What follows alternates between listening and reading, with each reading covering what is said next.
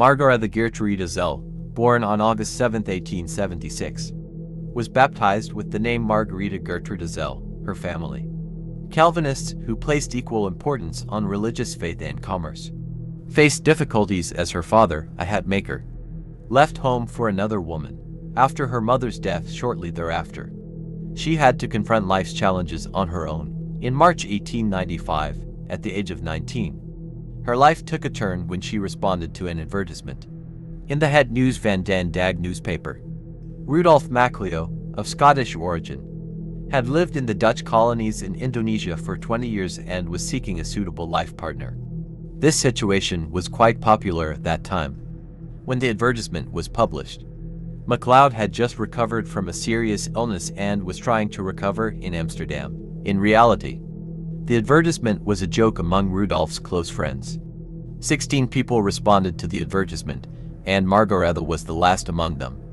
The picture she included in her response caught Rudolph's attention. After exchanging letters for a short period, they got married on May 1, 1897. They embarked on a new life aboard the ship Princess Amalia bound for Indonesia. During the First World War, German intelligence decided to use Mata Hari, who had gained great fame in Europe, to learn the military secrets of their perennial enemies, the French.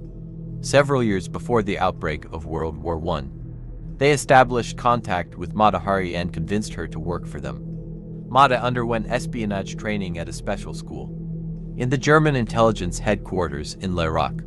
She was coded as H-21 in German intelligence. Her persistent questioning of acquaintances drew attention from the French intelligence. Eventually, they offered Mata Hari to learn some German secrets. She did not object, and she underwent special training at the French intelligence. However, the French had doubts and believed that something was amiss. To investigate, they sent her to Belgium, where she was supposed to establish contact with 6 French spies. This attempt proved that she was spying for the Germans, as the 6 French agents she met were captured and shot by the Germans shortly afterward. Thus, Mata's request was fulfilled. British intelligence believed that Mata Hari was a German spy, operating under the name Clara Benedix. Therefore, British intelligence closely monitored her every move.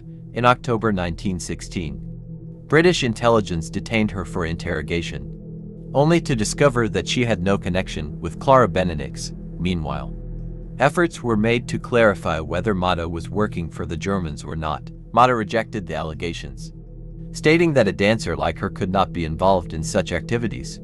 Since there was no concrete evidence of Mata working for the Germans, British intelligence was forced to release her. When the French authorities believed that there was a time Mata would not return, she returned to Paris. Initially, she was immediately arrested, and during a search of her home, numerous German marks were found. The French intelligence claimed that these marks were obtained from the Germans for espionage.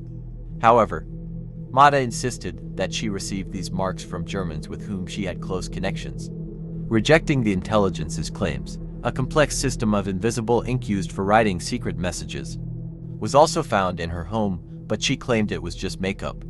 Nevertheless, when some messages written with this ink were revealed, Mata chose to remain silent. The French intelligence's success in arresting the German spy Mata Hari was celebrated in France, holding her responsible for the deaths of 50,000 French soldiers. She faced accusations of providing the enemy with 8 secret dossiers. Meanwhile, Queen of the Netherlands, who was familiar with Mata Hari and skeptical of the French intelligence's allegations, appealed to France to release her. However, the French government rejected the Queen's request. Germany announced that they were willing to exchange Mata Hari for the individuals France wanted, but the French also rejected this proposal. On October 15, 1917, Mata Hari was executed. Before the execution, they attempted to blindfold her, but she refused, and at the age of 41, she faced death with her eyes open. No relatives or next of kin claimed her body, so it was used for medical purposes. After her death, Mata Hari became even more famous worldwide as the woman who killed France. In 1921, a film about Mata was made in Germany, and in 1931, another film titled Mata Hari was produced. These films utilized documented information from her personal life. However, Mada's legendary status as a groundbreaking female spy continues to endure.